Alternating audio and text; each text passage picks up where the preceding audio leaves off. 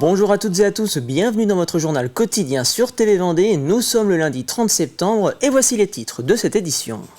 Alors que la pluie ne cesse de tomber en ce début d'automne, l'entretien des fossés et des cours d'eau est au cœur des discussions chez les agriculteurs, car attention au mauvais entretien, il pourrait coûter cher. Nous prendrons la direction de Tiffauges et de son château. Ce week-end avait lieu la 7e édition des Médiévales pour un retour en l'an 1373. Et il y avait du surf à Saint-Gilles-Croix-de-Vie également ce week-end, et plus précisément du parasurf avec une étape de la Parasurf World Tour, une compétition à laquelle participent des para-athlètes du monde entier. Mais on commence ce journal avec ces manifestations qui auront lieu un peu partout dans le département ce 1er octobre demain, à La Roche-sur-Yon dès 10h30, au Sables-d'Olonne à 11h30 ou encore à Fontenay-le-Comte à partir de 17h. Les syndicats manifesteront contre le futur budget de l'État et la composition du gouvernement qui ne reflète pas selon eux le résultat des élections législatives. Autre thème majeur, la réforme des retraites ou encore le pouvoir d'achat des Français. C'est ce qui nous préoccupe. En premier lieu, ce sont ces dépenses qui sont importantes pour le milieu hospitalier, pour l'éducation, pour la sécurité, la police, voilà, tous ces services publics qui ont besoin d'être renforcés. Et quand on parle de coupe budgétaire, c'est évidemment pas pour renforcer ces services qui ont besoin de personnel. Dans les hôpitaux, je pense que tout le monde le vérifie. Dans l'éducation, c'est mon domaine de travail. On voit bien qu'il manque de professeurs à tous les niveaux, dans le premier et dans le second degré. Donc si on parle de coupe budgétaire, on ne voit pas comment on va recruter mieux et plus. Donc c'est une grosse inquiétude. Bien trier ses déchets. Pour le syndicat mixte vendéen en charge du traitement des déchets Trivalis, il est l'heure de faire le point sur la saison estivale. De nombreuses actions ont été menées cet été auprès des professionnels du secteur touristique, mais aussi auprès des vacanciers afin de sensibiliser aux bons gestes de tri et à la réduction des déchets. L'objectif, faire de la Vendée une destination presque zéro déchet.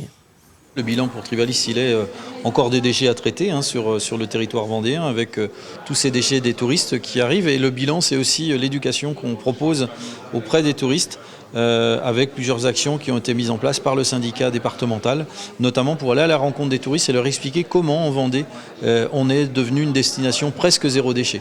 Les gens ont pris le réflexe de mieux trier et de sortir de la poubelle noire les emballages pour les mettre dans la poubelle jaune. Et ça, c'est important aussi. Si on a plus d'emballages, je pense qu'il faut qu'on regarde du côté des producteurs, mais il faut aussi regarder du côté du bon geste. Et donc, c'est ce qu'on veut apprendre aux touristes.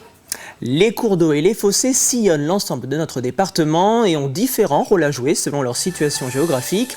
Pour les agriculteurs, ils permettent par exemple de protéger les terres lors d'inondations, mais c'est lorsqu'il faut les entretenir que cela devient un vrai casse-tête, car les règles sont différentes qu'il s'agisse d'un fossé ou d'un cours d'eau. Pour en savoir plus sur les bonnes pratiques à adopter et éviter une amende, une opération nationale d'entretien avait lieu à Poiré-sur-Vie, un reportage de Mathis Pires. Ce cours d'eau est bouché, alors l'eau des champs autour ne peut plus s'évacuer. Pourtant, l'entretenir demande de nombreux efforts et beaucoup de patience. Des démarches administratives bien trop longues, selon ce syndicat. Aujourd'hui, le drainage n'est plus efficace et la parcelle n'est plus assainie à son optimum puisque l'eau ne peut plus s'évacuer du réseau de drainage. Aujourd'hui, l'action, elle est de pouvoir discuter avec les agents de l'État et l'OFB pour trouver les meilleures solutions pour qu'il y ait le moins d'atteinte possible à l'environnement, mais aussi qu'on puisse travailler dignement de notre travail, enfin qu'on puisse avoir accès à nos réseaux de drainage et les entretenir au maximum, tout en n'ayant pas un risque de sanctions suite aux travaux. Des sanctions différentes s'il s'agit d'un cours d'eau ou d'un fossé, car les deux ne sont pas soumis au même régime juridique. Quand est-ce qu'on est sur un cours d'eau, quand est-ce qu'on est sur un fossé? Pour un fossé, l'entretien ne demande pas d'autorisation, mais lorsqu'il s'agit d'un cours d'eau, ça se complique. Alors les cours d'eau sont des milieux aquatiques sur lesquels on a un gros enjeu à maintenir ces milieux dans un bon état. On a aussi des enjeux, parce qu'à l'aval on a des barrages d'eau potable et des enjeux aussi de maintenir cette qualité. Donc on ne peut pas tout faire, mais par contre il y a un certain nombre de choses qu'on peut faire. Donc l'idée de cette journée, de cet échange et de venir voir des cas concrets, c'est justement de voir dans quelle marge on peut intervenir et comment on peut le faire. En cas de doute, une cartographie est disponible sur Internet, ainsi qu'un guide d'entretien des cours d'eau et des fossés. Voilà, on a travaillé effectivement avec les services de l'État et la profession agricole et les élus locaux pour établir une cartographie des cours d'eau, pour que ce soit clair pour eux, pour savoir effectivement s'ils sont sur un fossé ou sur un cours d'eau avant de faire une intervention ou avant de faire une demande. Et surtout, ce qui est important, c'est ils se réfèrent à ça avant de faire les démarches d'entretien. l'entretien d'un cours d'eau sans autorisation est puni par la loi. En Vendée, seuls quelques cas ont été recensés.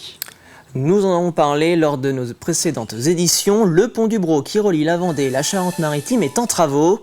Il est désormais totalement fermé à la circulation entre aujourd'hui et le 21 octobre prochain. La déviation principale s'effectue toujours par la RD 25 et la RD 137, en passant par les communes de Saint-Radegonde-des-Noyers et Maran. Ajoutez que la navigation fluviale, elle, y est interdite jusqu'au 9 décembre 2024. La petite enfance fait sa rentrée en Vendée Sèvres-Otise et la communauté de communes place cette rentrée sous le signe de bien manger et bouger. Jusqu'au 20 novembre, plusieurs dizaines de rendez-vous sont proposés aux enfants et à leurs parents sur tout le territoire. C'est par exemple une matinée de sport pour les tout-petits au dojo de Vix mercredi et un temps fort samedi 26 octobre à Rive-d'Otis avec le forum de la naissance et de la petite enfance. C'est une série d'actions, des ateliers, il y aura aussi des conférences, il y aura des forums. Il se passe plein de choses pour montrer tout le dynamisme du territoire en matière d'enfance et de jeunesse. Les objectifs, c'était de montrer qu'il se passe des choses sur notre territoire et qu'en matière d'enfance et de jeunesse, on est un territoire particulièrement dynamique et un territoire qui sait travailler en partenariat, puisque c'est ce qu'on montre. Il se fait plein de choses partout sur le territoire avec beaucoup de partenaires. En bref, nous avons appris ce week-end le décès du maire du village de Fémoreau suite à un problème de santé. À 70 ans, Charles de Sertène avait pris les fonctions de maire de son village de 200 habitants, une première fois en 1992 avant d'être réélu en 2014. Une histoire de famille puisque son père et sa mère lui avaient également été à la tête de cette petite commune au sud de la Vendée. Vous connaissez sans doute le jeu du chat et de la souris, mais saviez-vous que ce jeu a donné naissance à une véritable discipline sportive qui a désormais son championnat du monde? Cela s'appelle le chase tag, chase signifiant la chasse et tag la touche. La Roche-sur-Yon a proposé une initiation samedi en centre-ville grâce à l'intervention d'un club de Poitiers. Objectif non dissimulé de la ville, faire bouger les ados. C'est incroyable, c'est super. J'adore ce sport. J'aime bien le fait d'aller, entre guillemets, attraper les autres gens. Le jeu du chat à la souris, on a tous au moins fait ce jeu une fois dans notre vie quand on était tout petits avec les copains. J'ai regardé des vidéos et ça m'a plu, donc j'ai décidé de venir et j'aime bien. Tu joues et tu passes des obstacles. Ce que je préfère, c'est le parcours et aller vite, courir. C'est drôle, mais là en plus avec des structures, avec du parcours, puis à très haut niveau, ça peut être très efficace à regarder et très beau visuellement, très sportif. Chaque année, à l'occasion du dernier week-end de septembre, le château de Tiffauges propose aux visiteurs une immersion en plein cœur du Moyen-Âge. Pour cette 7e édition, les organisateurs ont souhaité faire revivre au public la reconquête de la France par Du Guesclin, grâce à 500 reconstitueurs passionnés du Moyen-Âge présents pour l'événement. Campement, échoppe ou encore marché d'artisans, retour en 1373 avec ce reportage de Grégoire de Châtillon. Le château de Tiffauges, au cœur du Moyen-Âge. Nous sommes en 1373, lors de la reconquête du royaume de France. Une immersion grandeur nature, avec ses échoppes, son artisanat et ses portraits d'autrefois. Sur place, comme chaque année, les visiteurs sont entourés de reconstitueurs. Ces reconstitueurs jouent ici un rôle historique avec leurs costumes d'époque. Ils sont près de 500 à venir de toute l'Europe.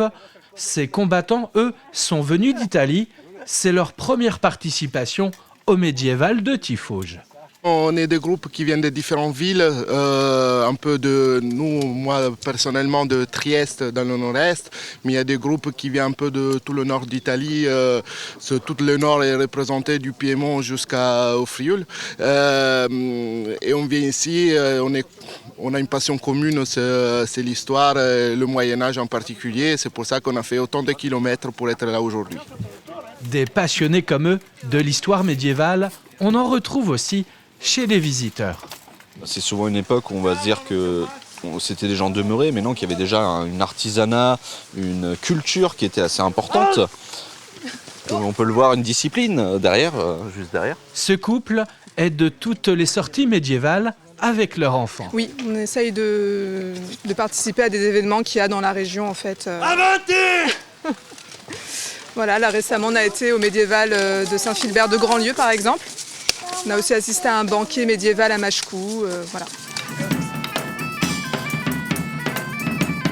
Il n'y a pas de fresque historique sans animation et sans musique. La forteresse de Tiffauges demeure à elle toute seule un vrai voyage dans le temps. Et on termine ce journal avec un mot de sport. Ce week-end avait lieu l'Open international de parasurf à Saint-Gilles-Croix-de-Vie. Il s'agissait de la 3e étape d'une compétition internationale qui a lieu sur plusieurs continents. Si les conditions météorologiques de ce dimanche n'ont pas été agréables pour les sportifs comme pour le public, la journée de ce samedi a, elle, permis de proposer un joli spectacle. C'est presque les conditions idéales pour le parasurf. C'est des vagues assez formées, mais pas non plus trop puissantes, parce que voilà, on est quand même sur un public qui est un petit peu plus, je dirais, fragile. Donc voilà, il ne faut pas non plus des conditions trop fortes. Donc là, on a eu vraiment énormément de chance, parce qu'il n'y avait qu'aujourd'hui. Demain, les conditions se dégradent à nouveau, donc on était vraiment sur la seule fenêtre qui pouvait nous permettre de passer. C'est la fin de cette édition, merci de nous avoir regardés. Retour de l'actualité demain matin dès 7h dans la matinale en compagnie de Caroline Tronche. Je vous retrouve quant à moi demain midi pour votre JT de la mi-journée. Très belle soirée sur TV Vendée.